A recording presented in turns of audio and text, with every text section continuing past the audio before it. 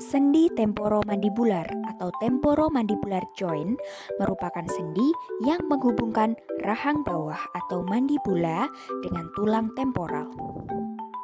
TMJ bertanggung jawab dalam pergerakan rahang.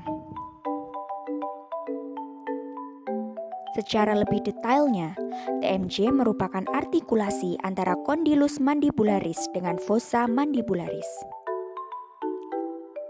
Salah satu struktur unik dari TMJ adalah diskus articularis, yaitu suatu kartilago yang fleksibel dan elastis yang menjaga agar kranium dan mandibula tidak bergesekan, serta merupakan perlekatan dari musculus pterygoideus lateralis. Pada bagian posterior dari diskus, merupakan jaringan retrodiskus yang berisi pembuluh darah dan juga syaraf. Ketika kondilus bergerak memutar pada sumbu soketnya, gerakan ini merupakan gerakan rotasi. Namun, ketika membuka mulut lebih lebar, kondilus dan diskus harus keluar dari soket dan bergerak ke anterior dan inferior menyusuri eminensia articularis. Pergerakan ini disebut dengan translasi.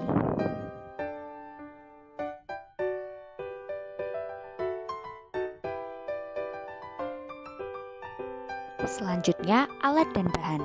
Ada handscoon, diagnostic set yang berisi kaca mulut, ekskavator, pinset dan juga sonde, kemudian Burton head bandage dan juga kasarol.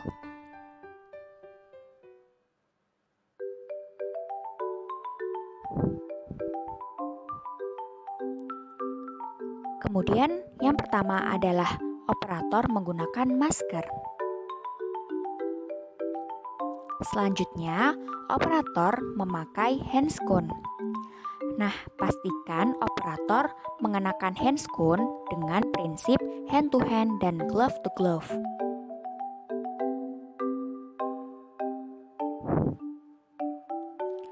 Selanjutnya, pasang kain kasa pada ibu jari. Balut ibu jari dengan kain kasa yang cukup tebal untuk mencegah tergigitnya ibu jari.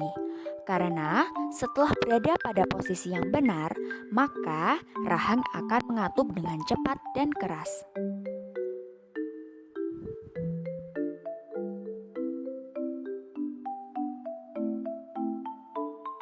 Lakukan juga prosedur ini pada tangan yang satunya.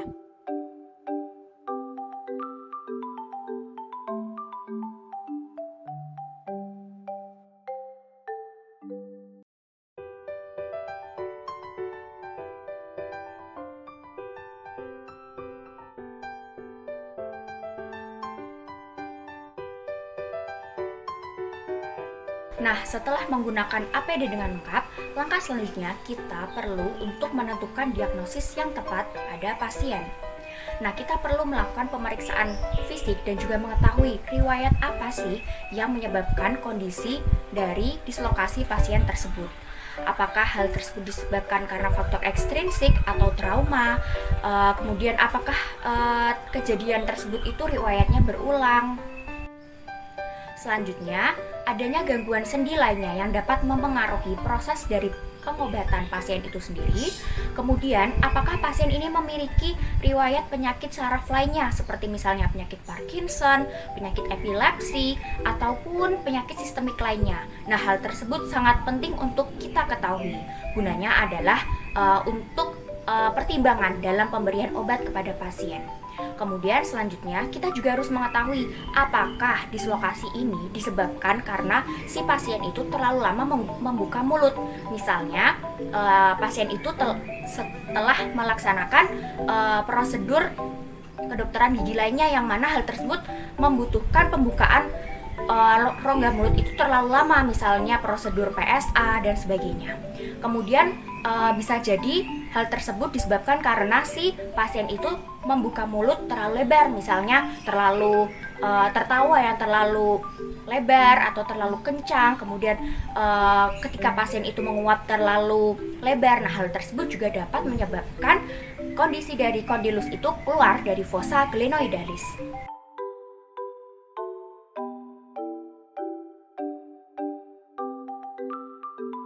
Operator berada di depan pasien, kemudian palpasi TMJ pasien.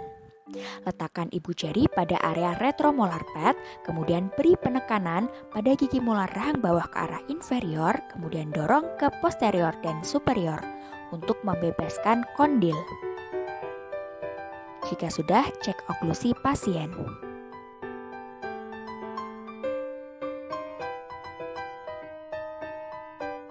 Lilitkan Barton head bandage pada kepala pasien.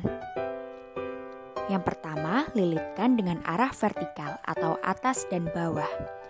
Pastikan mandibula ini terfiksasi dengan baik. Kemudian kita lilitkan Barton head bandage pada area belakang kepala. Gunanya adalah sebagai penahan atau pemberi gaya tambahan agar Barton head bandage tidak mudah lepas. Jika sudah, maka kita kaitkan.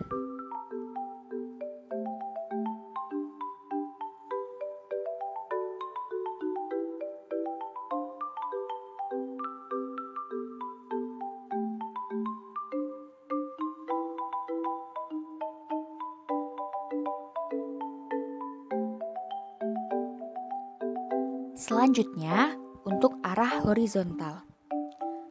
Pastikan Barton head bandage ini dapat memfiksasi atau memberikan gaya tambahan agar mandibula dapat terfiksasi dengan baik.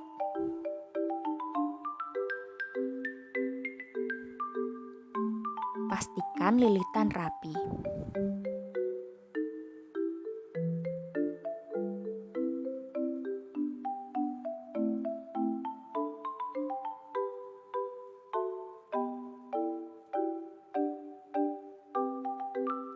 Jika sudah, maka kita kaitkan.